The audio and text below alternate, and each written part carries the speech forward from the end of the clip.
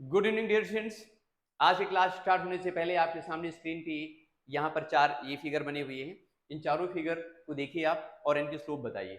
जैसे पहला figure A आपके सामने है, इसमें लाइन एक ए बी होती है, जो line A B X axis और वाई एक्सिस पे इक्वल इंटरसेप्ट कर रही है। उसी तरीके से यहाँ पे एक दूसरी लाइन सी डी है, जो एक्स एक्सिस और वाई एक्सिस पे इक्वल इंटरसेप्ट करती है, लेकिन एक्स में नेगेटिव में करती है।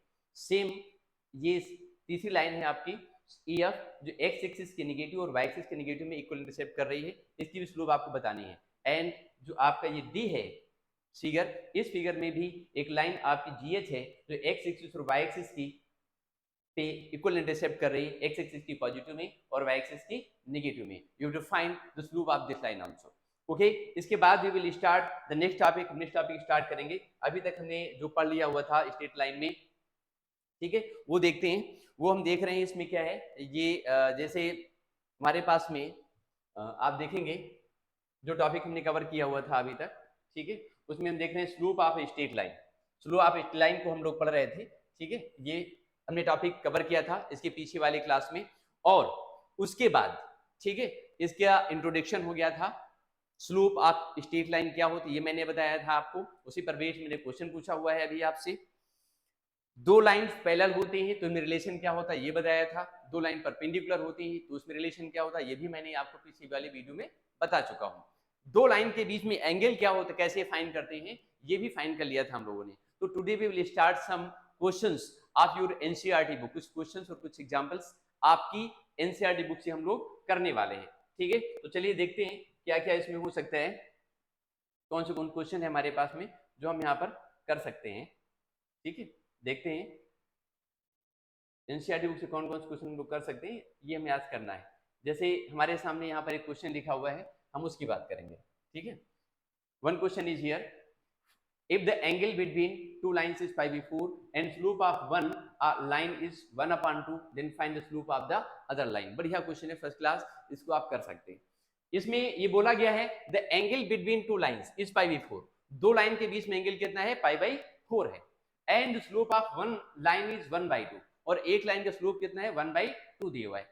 Find the slope of the other line, दूसरी लाइन का आपको क्या बताना है, स्लोप बताना है। तो आप इसको कैसे करोगे, तो सिंपल तरीके से इसे आप कर सकते हैं। जैसे हमने फार्मूला बताया हुआ था कि दो लाइन अगर हमारे पास में दी हुई है, ठीक है, तो दोनों लाइंस के बीच में एंगल निकालने से, एक लाइन ये गिवन है और सेकंड लाइन ये है, इसका स्लोप कितना है, m1 है, and it's slope is m2।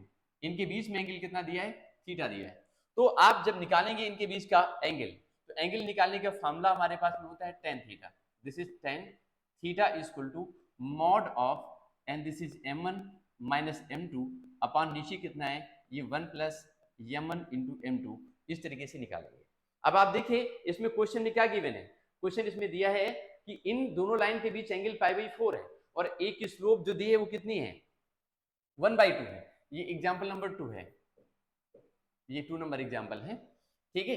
एक ये थीटा आपको पाई बाई 4 गिवन है, कितना गिवन है, थीटा इक्वल टू आपको मालूम है पाई बाई 4, और एक लाइन की slope m1 equal to 1/2 given है, ठीक है। तो आपको बताना है कि दूसरी लाइन का स्लोप कितना होगा।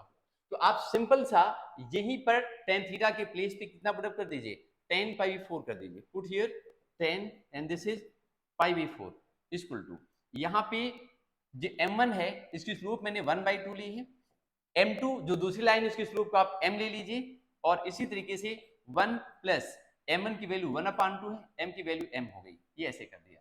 tan पाई 4 की वैल्यू 1 होती है, इसको हम 1 लिखेंगे। 1 इक्वल टू, आप चाहो तो इसका आप एलसीएम ले लीजिए, ये 1 माइनस ये कितना होगा 2m, और अपान में 2। इसी तरीके से अपान में निकालेंगे, ये 2 प्लस m और अपान में 2 हो गया। ये मॉड में लगा हुआ, ये 2 कैंसिल कर दिया। तो अभी यहां से इसको आप आगे सॉल्व करोगे तो ये 1 इक्वल टू, ये हमारे पास में होगा 1 minus and this is 2m, and upon में कितना होगा, this will B 1 plus 2 plus m। अब देखिए एक बार इसको हम पॉजिटिव ले सकते हैं और एक बार क्या ले सकते हैं, नेगेटिव ले सकते हैं। जब इसको हम पॉजिटिव लेंगे, when we take 1 as a positive, जिसको हम पॉजिटिव लेके चलेंगे, ठीक है, यहाँ पे स्लोप से स्लोप ये मॉडुलस लगा है ना, तो one time will take it positive and one time will take the negative, ठीक है। जब इसे हम पॉजिटिव लेंगे तो 1 इक्वल टू, ये लिखा जाएगा 1 minus and this is 2m upon ये कितना होगा 2 प्लस m, क्रॉस मल्टीप्लाई करिए, then 2 plus m equal to 1 minus 2m कर दीजिए। अब इसे और आगे सॉल्व करिए, तो ये हो जाएगा 3m इक्वल टू ये माइनस में 1 आ जाएगा। यहाँ से देखिए ये इधर आएगा 3m हो गया और ये 1 -2 करेंगे तो -1 निकल आएगा। तो फाइनली हमारे पास m इक्वल टू कितना हो जाएगा, ये माइनस में 1/3 आ गया। अब आप देखिए एक वैल्यू ये निकल आई स्लोप की, दूसरी वैल्यू हम स्लोप की और भी निकाल सकते हैं। हम यहाँ पर क्या ले सकते हैं, -1 ले सकते हैं। अगर इसको -1 लिखें, एक बार +2 लिया मैंने तो ये निकला, one time we will take negative, हम जब सेकेंड टाइम नेगेटिव लेंगे, ठीक है। और नेगेटिव स्लोप तब निकलती है जब लाइन के बीच ऑब्ट्यूज एंगल बनना होता है, ऑब्ट्यूज एंगल बनेगा तो माइनस लेंगे, ठीक है। तो if you take the minus sign, अगर हम माइनस साइन लेते हैं तो उस केस में कितना होगा, ये आ जाएगा 1 minus and this is 2m अपन नीचे कितना होगा, दिस इज 2 + m, क्रॉस करेंगे तो -2 और ये -2 minus m n equal to 1 - 2m, ये फाइनली m इक्वल टू आ जाएगा 3, ठीक है। तो स्लोप इन दिस केस, इस केस में जो स्लोप निकली ये 2m प्लस होगा माइनस ये 3, तो इस केस में स्लोप 3 आ गया और इस वाले केस में स्लोप कितना आ गया, -1/3 आ गया। आई थिंक ये बात आपको समझ में आ गई होगी, हमने यहाँ से निकाल के दिखाई आप ऐसे देखिए इस तरीके से, ठीक है। ये वैल्यू निकली, तो वी हैव 2 आंसर, हमारे पास में 2 आंसर निकल करके आ गए। अब इसके बाद हम कुछ और भी क्वेश्चन चेक करने वाले हैं, और भी क्वेश्चन कुछ हम देखेंगे। जैसे ये क्वेश्चन हमने देख लिया, अब we see the next question, ये देखेंगे line through the points -2, 6 and 4, 8 is perpendicular to the line through the points x, 8, 12 and x, 24। तो हमें फाइंड करना है वैल्यू ऑफ x, x की वैल्यू क्या होगी। तो इसके लिए सिंपल सा तरीका है कि ये वाली लाइन इन दोनों पॉइंट से, जैसे पॉइंट हम देख रहे हैं ये a, ये पॉइंट a है सपोज हमारा, ये पॉइंट कौन सा है, b है। तो इन दोनों पॉइंट को जो लाइन ज्वाइन कराती है वो परपेंडिकुलर है किसके ऊपर, इन दोनों पॉइंट को लाइन ज्वाइन कराती है, सब उसको सी और डी लिख लिया, ठीक है, इस तरीके से। तो line of A B, slope of A B आप निकालोगे, तो स्लोप ऑफ ए बी क्या निकले, मैं सीधे यहीं पर कर दे रहा हूं। देखिए जैसे लाइन ए बी हमको दी हुई है, हमें इसकी स्लोप निकालने हैं, तो स्लोप निकालने का फॉर्मूला क्या होता है, m इक्वल टू ये होता है y2 minus y1 upon x2 minus x1, और स्लोप कितनी हमारे पास में, पहली लाइन के लिए m1 लिख लीजिए। तो ये जब स्लोप m1 आप निकालोगे तो y2 माइनस y1, ये y2 है ये y1 है, मींस ये कितना हुआ 8 - 6 अपॉन x2 माइनस x1, 4 - 2, तो 4 और ये -2 दिया है तो प्लस में 2 हो जाएगा, ये कितना बचा 2/6, मींस ये 1/3 हो गया। ऐसे ही इसमें स्लोप निकालिए आप सेकेंड लाइन की, ठीक है। स्लोप सेकेंड लाइन यानी जो आपकी सीडी लाइन है इसकी स्लोप निकालिए, and this slope will be m2, ये m2 होगी, y2 माइनस y1 मींस ये 24 और माइनस कितना होगा 12 अपॉन x2 माइनस x1, ये x माइनस 8 हो जाएगी, ठीक है। ये 12 अपॉन कितना हो गया 8, सॉरी ये 8 माइनस x है, ये कितना हो जाएगा x माइनस 8। अब यहां से आप एक चीज समझ लीजिए, ये कहा गया है कि अगर दोनों लाइन कैसी हैं, परपेंडिकुलर है, if both line AB and CD are perpendicular then the product of their slope should be -1, ठीक है। अगर दोनों लाइन परपेंडिकुलर होती तो कंडीशन क्या होती है, if line are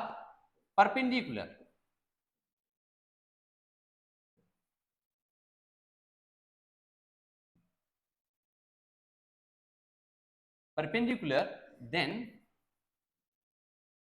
m1 cross m2 equal to -1 होगा। m1 की वैल्यू हमें कितनी दी हुई है, दिस इज 1/3, और m2 कितना दिया है, ये 12 अपॉन और ये x माइनस 8 है।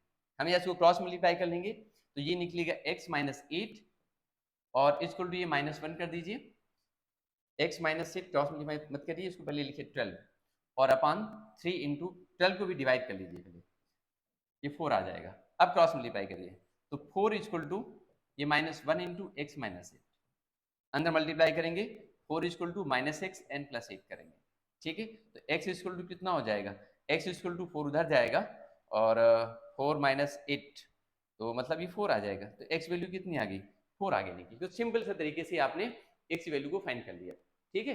तो आप देखिए ये क्वेश्चन भी आपने सॉल्व कर लिया। इसके बाद नेक्स्ट क्वेश्चन अगला हमें दिया है the base of an equilateral triangle, ठीक है। एक्सरसाइज 9.1 में देखते हैं, बहुत बढ़िया क्वेश्चन है ये। The base of an equilateral triangle with side 2a lies along the y-axis such that the midpoint of the base is at the origin. Find the vertices of the triangle. आपको triangle के vertices बताने, बहुत आसानी से कर सकते हैं आप। देखिए जैसे ये क्वेश्चन दिया हुआ है, एक फिगर बना लीजिए आप जी, ये क्या है आपका एक्स एक्सिस है और ये क्या है, वाई एक्सिस है। अब इसमें कहा जा रहा है कि इक्विलेटरल ट्रायंगल की हर एक साइड कितनी, 2a दी हुई है। इसका जो बेस है वो बेस क्या है, वाई एक्सिस के पैरेलल है, और उस बेस का जो मिड पॉइंट है वो कहां पर है, ओरिजिन पे है। तो आप बेस को BC लिख दीजिए, बेस को BC लिखा, मिड पॉइंट को और पे लिख दीजिए, ठीक है, ये मिड पॉइंट हो गया। पूरी लेंथ 2a थी तो a कितनी आ गई है, a, और ये भी कितनी हो गई है, a हो गई। एक वर्टेक्स इसका अगर यहाँ पे ऐसे देख रहे हैं तो और वर्टेक्स किधर होगा ये हमको बताया नहीं उन्होंने, वर्टेक्स कहाँ पर होगा वी डोंट नो, सिर्फ ये मालूम है कि इसका बेस कहाँ पर ओरिजिन दिया है। वर्टेक्स दिया कि नहीं दिया है, find the vertices of the triangle, बस ठीक है कोई बात नहीं। तो वर्टेक्स इसका जो ए वाला बनेगा, ए शुड बी हियर, या तो ए यहाँ होना चाहिए ऐसे करके ऐसे, या फिर किधर होना चाहिए, इस साइड में होना चाहिए। अगर इस साइड में आप निकालोगे, इस साइड में क्या निकलेगा, ये निकल करके आ जाएगा। अब आप देखिए ये पूरी साइड कितनी हमारे पास होती है, ये ए है, ये ए है, और ये कितनी है, 2a दी हुई है, ठीक है, ये 2a है, ये भी कितनी होगी, 2a होगी, ठीक। अब आपको इस वर्टेक्स को निकालना है, तो वर्टेक्स के कोऑर्डिनेट अगर आप लिखो तो वो सिंपल तरीके से लिख सकते हो आप, ठीक है। यहाँ पर जो होगा x वाला पार्ट ये इतनी लेंथ के इक्वल निकलेगा, y वाला पार्ट 0 ही होगा। जब ये लेंथ 2a मालूम है और इक्विलेटरल ट्रायंगल है तो एंगल कितना हो गया, ये 60 डिग्री का हो गया। ये ट्रायंगल BO और C, इसको आप A लिख दीजिए, तो लिख सकते हैं A, ठीक है। तो इन ट्रायंगल AOB इसमें यूज करेंगे आप। अब देखो हमको AOB में ये वाली लेंथ हमको निकालनी, AO निकालनी, तो हम इसमें साइन यूज कर लेंगे, क्या यूज करेंगे, साइन थीटा। तो साइन 60 अगर हम यूज करते हैं तो साइन 60 इक्वल टू कितना होगा, this will be AO upon AB। Sine 60 की वैल्यू कितनी है, दिस इज √3/2। AO हमको कितना मालूम है, कुछ नहीं मालूम है, और AB कितना है, AB टू A मालूम है, ठीक है, 2 cancel, then AO equal to कितना हो जाएगा, √3a, ये √3 आ गई। तो AO की वैल्यू कितनी, √3 आ गई। तो आप इसी तरीके से निकाल सकते हो कि इसके जो कोऑर्डिनेट होंगे वो कितने निकलेंगे, √3a, 0। सेम मेथड से जब इधर के निकालेंगे तो ये सिर्फ माइनस साइन लग जाएगा, ये √3a और कामा 0 हो जाएगा, सेम प्रोसेस, इसको इधर से इधर फ्लिप कर दीजिए, ठीक है। तो आई थिंक ये बात भी आपको समझ में आ गई होगी कि हमने किस तरीके से इसका वर्टेक्स मालूम किया। देखते हैं और आगे क्वेश्चन हमारे पास में क्या है। एक क्वेश्चन हमको ये दिया है, find the distance between P and Q, first find their PQ is parallel to the y axis and PQ is parallel to the x axis। दो पॉइंट आपको दिए हुए हैं, अब बहुत सिंपल तरीके से निकालना है, find the distance between the point P and Q, x1 y1, Q क्या है, x2 y2। तो पहली कंडीशन में इन दे रखा हुआ है, in the first condition it is given, ये दे रखा है फर्स्ट कंडीशन में, ये देखिए in the first condition we have, ये आप देख रहे हैं पॉइंट P है x1 कामा y1 और Q ये दिया है, and point PQ is parallel to the y axis, PQ क्या है, y एक्सिस के पैरेलल है, तो पॉइंट P ये है एंड पॉइंट Q ये हो गया। P के कोऑर्डिनेट्स गिवन है x1 कामा y1 एंड इसके कोऑर्डिनेट कितने हैं, x2 कामा y2 गिवन है, ऐसे देखिए, और PQ क्या है, y एक्सिस के पैरेलल है, ऐसे पैरेलल कर दिया। अब इसका मतलब ये हुआ कि जो ये डिस्टेंस O से लेकर के इसको पॉइंट A देख लीजिए, OA जो लेंथ है ये कितनी हुई, पूरी x1 हुई। लेकिन ठीक से देखा जाए तो Q के लिए भी क्या है, यहाँ पर जो पॉइंट Q के लिए है वो x1, यही लेंथ जो OA है वो x2 के इक्वल हो जाएगी, ठीक है। आप यहाँ से देखो जितना ये OA होगा उतनी ये लेंथ भी होगी। तो बोथ केस में, यानी इस केस में देखें OA देखें तभी x1 है, यहाँ से इसको मिला देते हैं, ज्वाइन करा देते हैं हम, और इसको OP से मिलाएंगे तभी x1 निकलेगा, ये भी इतनी निकलेगा। तो हर एक केस में ये लेंथ आपकी x1 के इक्वल ही जा रही है, x1 इक्वल टू, इसका मतलब ये हुआ कि x1 क्या है, x2 के इक्वल हो गया। जब x1 x2 के इक्वल हो गया तो आपको इसके बीच की डिस्टेंस चाहिए, यानी P और Q के बीच की क्या निकालनी, डिस्टेंस। तो अगर x1 इक्वल टू x2 हुआ, ठीक है, अगर x1 इक्वल टू x2 हुआ तो आप डिस्टेंस फार्मूला भी यूज कर सकते हैं और आप सीधे भी बता सकते हैं। डिस्टेंस फार्मूला यूज करके जहां पर x2 होगा वहां पर x1 लिख देंगे और उससे आंसर निकल आएगा y2 minus y1।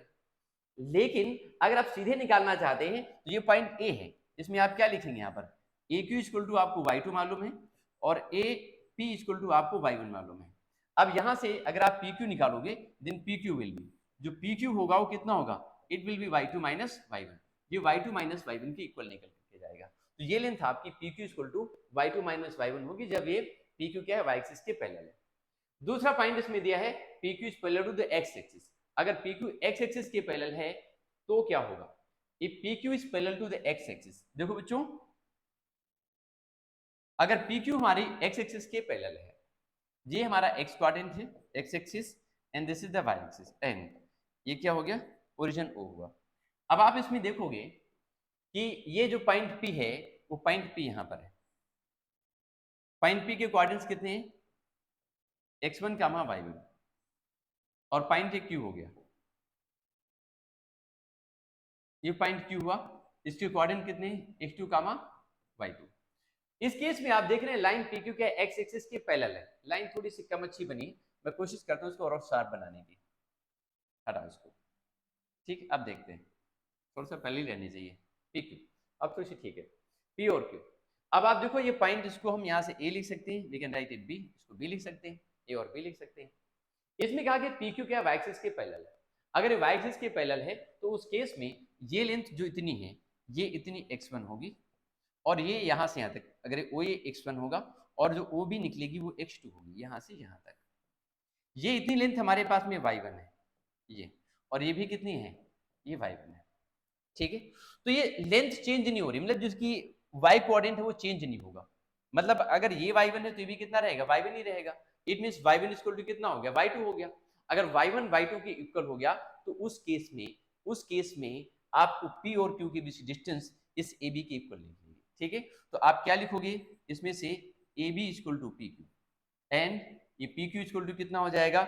x2 minus x1। या आप ऐसे कह सकते हैं कि AB इक्वल टू कितना होगा? It will be OB and minus OA। OB की वैल्यू y2 है और ये कितना है? y1 है, तो it will be y2 and minus y1, y2 minus y1।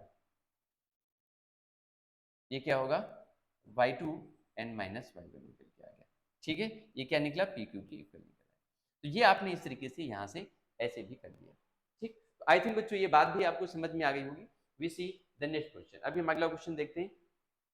ये दिया हुआ है, find the slope of a line which passes through the origin and midpoint of the line segment joining the point this and this and this, ठीक है। ये देखिए, हमें एक पॉइंट फाइंड करनी है। we have to find the slope of line which passes through the origin, जो origin से पास करती है, and midpoint of the line segment joining the point this and this। Simple तरीके से निकालेंगे इसका, हम पहले फिगर बना लेंगे यहाँ पे, तो ज्यादा बेटर रहेगा, आपको अच्छी चीज समझ में आ जाएगी। जैसे हम यहाँ पे देख रहे हैं, इसको बनाते हैं फिगर, ठीक है। ये एक्स एक्सिस और ये क्या है? ये यहाँ पर है वाई एक्सिस, ये ओरिजिन हो गया। अब इसमें कहा गया है which passes through the origin and the midpoint of the line segment joining the point P and point B। P कहाँ पर है? 0, -4, मतलब यहाँ पर कहीं होगा 0, -4 इस पॉइंट पे, ये पॉइंट P हो गया, ठीक है। ये हुआ 0, -4। ऐसे ही पॉइंट आपका Q कितना है? 8, 0 है, ये 8, 0 है, ये पॉइंट B हो गया। इसको ऐसे ज्वाइन करा दीजिए, ये पॉइंट O है। अगला पॉइंट इसमें देख रहे हैं जो AB दिया हुआ है। फिर क्या कर रहे हैं? Mid point of the line segment. इस लाइन सेगमेंट जो AB देख रहे हैं, इसका जो मिड पॉइंट है वो किसको ज्वाइन करता है? ओरिजिन को ज्वाइन करता है। मिड पॉइंट को हम कैसे निकालेंगे? x1 + x2/2 करेंगे। x1 0 है, x2 कितना? 8 है, 0 + 8/2 कर देंगे, तो मिड पॉइंट आप निकाल सकते हो सिंपल तरीके से। मिड पॉइंट इक्वल टू क्या होगा? x1 + x2/2, ठीक है। फॉर्मूला हमने बताया था पहले वाले वीडियो में। मिड पॉइंट जब इसका निकालेंगे AB का, तो x1 + x2/2 करेंगे आप, 8 + 0/2, मतलब 8/2 करने पर कितना हो गया? 4 आ गया। ऐसे y1 + y2/2, y1 0 है, y2 -4 है, 0 + -4 मींस -4/2 मींस ये आ गया -2। ये कितना निकला? ये -2 आ गया, ठीक है। तो मिड पॉइंट हो गया 4, -2। ये ओरिजिन हमको दिया है 0, 0, ये 0, 0 दिया हुआ है। तो अब आपको इन दोनों पॉइंट, इसको आप डी लिख दीजिए मिड पॉइंट को। ओडी लाइन की स्लोप निकालिए। क्या निकालिए इसकी स्लोप? एक 0, 0 है और एक दिया है 4, -2। तो स्लोप का फार्मूला आपको मालूम है, m इक्वल टू कितना होता है? y2 - y1 upon this is x2 - x1। हम ये फार्मूला यूज कर लेंगे, देन m इक्वल टू, ये स्लोप का फार्मूला, ठीक है। m equal to y2 - y1, y2 हमारे पास में कितना दिया है? ये -2 ले लीजिए y2 को, y1 कितना है? 0 ले लीजिए, अपॉन x2 - x1, x2 हमारे पास में कितना है? ये 4 है और x1 को ले लीजिए 0, मीन्स ये -2 अपान कितना कर देंगे 4, मॉड लगा देंगे, so this will be m equal to, और ये कितना आ जाएगा, ये 1 अपान, स्लोप कितनी आ गई 1/2 निकाल दिया, ठीक है। ये आपने इस तरीके से निकाला, मॉड यहाँ पे नहीं लगता है, मॉड हमने गलत लगा दिया है, ठीक है, मॉड नहीं लगता है, मॉड फॉर्मूले में लगता है दूसरे में। Slope will be negative, slope कैसी होगी इसकी, स्लोप नेगेटिव आएगी, ठीक है, मॉड यूज नहीं करते बच्चों, ठीक है, don't use the mod, mod हम यूज नहीं करेंगे यहाँ पर बिल्कुल भी, ठीक है। स्लोप विल बी -1/2, स्लोप क्या निकली -1/2 आ गई, ठीक है, इस तरीके से निकाल दिया। मॉड का फॉर्मूला दो लाइंस के बीच जब एंगल निकालते हैं तब यूज करते हैं, यहाँ पर यूज नहीं करेंगे, ठीक है, तो कंफ्यूजन नहीं होगा। तो आई थिंक बच्चों ये बात भी आपको समझ में आ गई होगी, ठीक है। आगे देखिए अगला क्वेश्चन क्या है, नेक्स्ट क्वेश्चन हमारे पास में क्या दिया है, without using the Pythagoras theorem so that the point 4, 3, 5 and -1, are the vertices of the right angle triangle, ठीक है, राइट एंगल ट्रायंगल ये दिया हुआ है, ये बताना है, पाइथागोरस थ्योरम में नहीं बतानी, मतलब पाइथागोरस थ्योरम में यूज नहीं करनी है। तो आप इसमें करोगे क्या, एक ट्रायंगल हमको दिया है और बताना है कि ये राइट एंगल ट्रायंगल है, तो आप इसे करेंगे कैसे, इसे करने के लिए आप थोड़ा सा छोटा सा फिगर ही बना लो तो ज्यादा बेटर रहेगा। ये एक फिगर बना लिया हमने ट्रायंगल का, ऐसे करके, ऐसे ABCD करके, A B and C। Suppose A के जो वर्टेक्स है 4, 4 है, B कितना है, दिस इज 3, 5 है, और C कितना है -1, -1। ये पूरा सॉल्व नहीं करूंगा मैं, आपको इसे डिस्कस कर दे रहा हूं। देखिए अगर ये हमने ABC लिख लिया हुआ है, ठीक है, जरूरी नहीं कि यहाँ पर ये 90 का ही बनेगा, यहाँ पर कोई और एंगल भी बन सकता है, 90 का कहीं और भी बन सकता है, हमने ऐसे गेस करके बना दिया हुआ है, ठीक है, हो सकता है ये वाला 90 का निकले, बस जरूरी नहीं कि बी वाला ही 90 का निकलेगा। तो आपको क्या करना है, इन तीनों लाइनों AB BC और CD, AB BC और CA, इन दो लाइन की स्लोप निकालनी, ठीक है। तो सपोज स्लोप आपने AB लाइन की निकाली, वो M1 हो गई, M1 जब निकालेंगे तो ये यहाँ से इसका निकलेगा, सपोज यहाँ से निकाला AB का, ठीक है, y2 - 5, ये 5 - 4 upon x2 - x1 and this is 3 - 4, मतलब 1 अपॉन, और ये कितना आ गया -1, मीन्स ये -1 स्लोप आ गई, एक पॉइंट। पहली लाइन की स्लोप हमारी -1 निकली, ठीक है। दूसरी निकालते हैं BC लाइन की स्लोप M2 निकालेंगे तो M2 मीन्स हो जाएगा y2 - 5, -1 -5, ये 5 दिए तो -5 हो जाएगा, अपॉन x2 - x1, ये -1 -3 हो गया, मीन्स ये -6, और अपान कितना हो गया -4 आया, मीन्स ये 3/2 निकला, ये स्लोप M2 हो गई।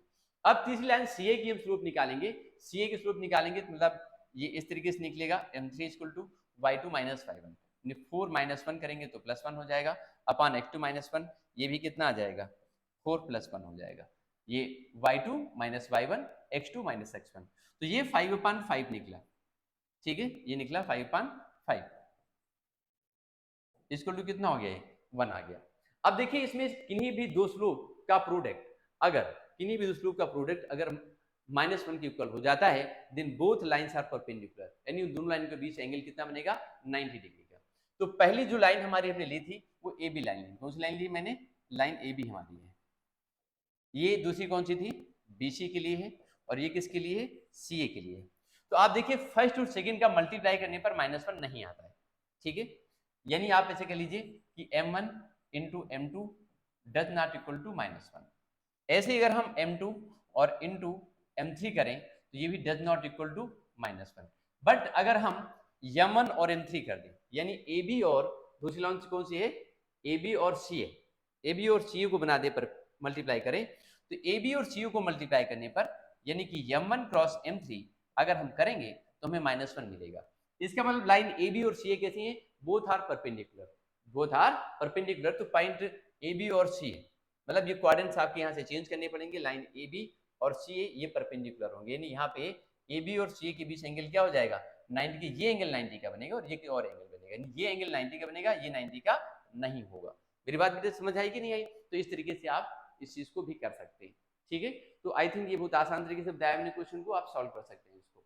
Next, the slope of a line double the slope of another line, the tangent of the one angle between them, the tangent of the angle between them is 1/3, then find the slope of the line। Simple से कहा गया है कि एक line की slope दूसरी line की slope भी कैसी है, डबल है। अगर एक लाइन की स्लोप m है तो दूसरी लाइन की स्लोप कितनी हो जाएगी 2m हो जाएगी, वो 2m होगी।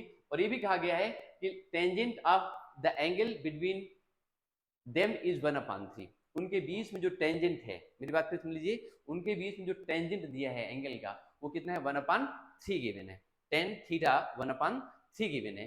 तो आप उसे कैसे निकालोगे? तो आप इसे निकालने के लिए काम कर सकते हो, मेरी बात फिर समझ लीजिए। इनके बीच में गिवन है जो क्वेश्चन में कहा जा रहा है ये tan थीटा है, क्या है, tan थीटा। और tan थीटा इक्वल टू कितना है, mod of m1 minus m2 upon 1 plus m1 into हम m2 कर देंगे, ये इस तरीके से, ठीक है।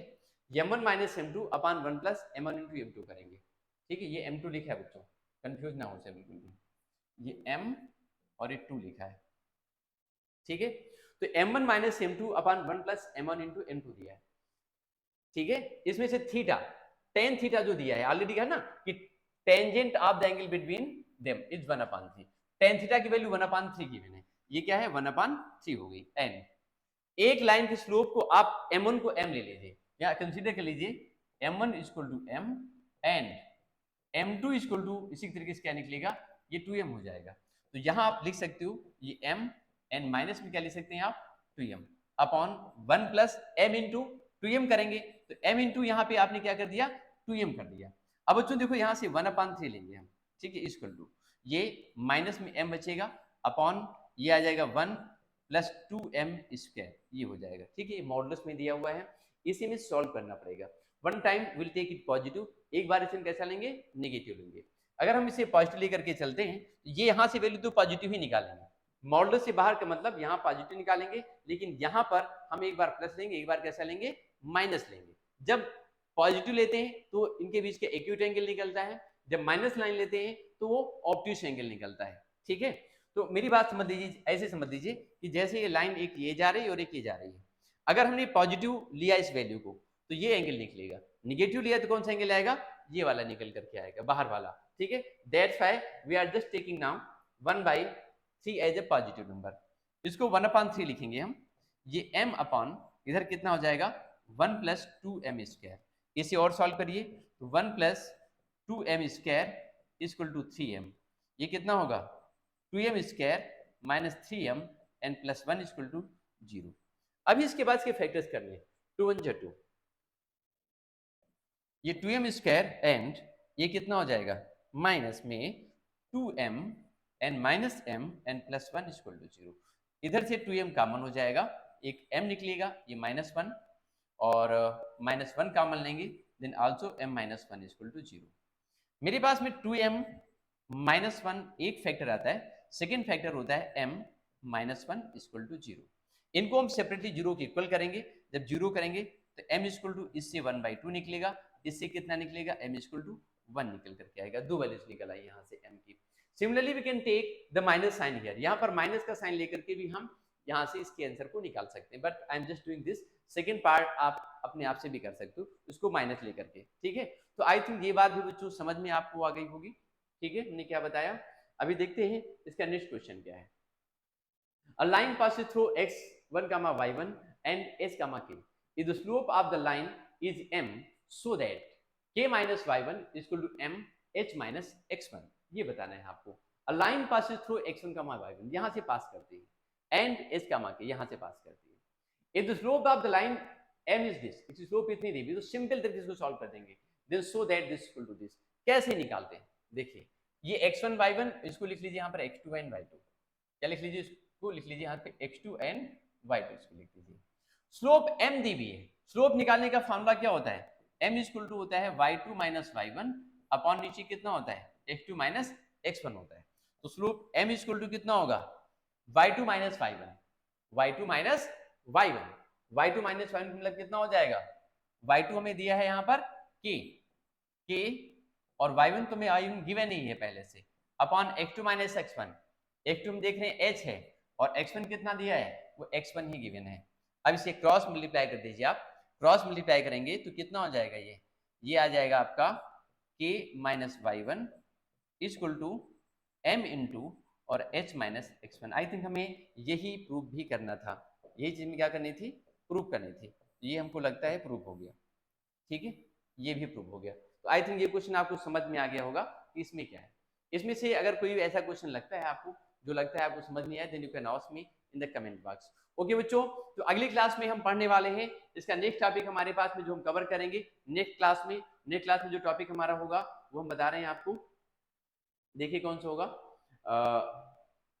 एक मिनट, नेक्स्ट क्लास में हमारा जो टॉपिक रहेगा हम बता दें आपको, we will study about the various type of equation of lines. ठीक है, नेक्स्ट क्लास में हम लोग कवर करेंगे इसमें various form the equation of line. हम इसमें various form equation of line will study in the next class, हम ये पढ़ेंगे इसमें क्या है। ठीक है, ये स्टडी करने वाले क्लास में एंड इक्वेशन ऑफ लाइंस। ठीक है, नेक्स्ट क्लास में हम ये टॉपिक स्टार्ट करने वाले हैं। ठीक है बच्चों, ओके बच्चों, थैंक यू, मिलता हूं अगली क्लास में।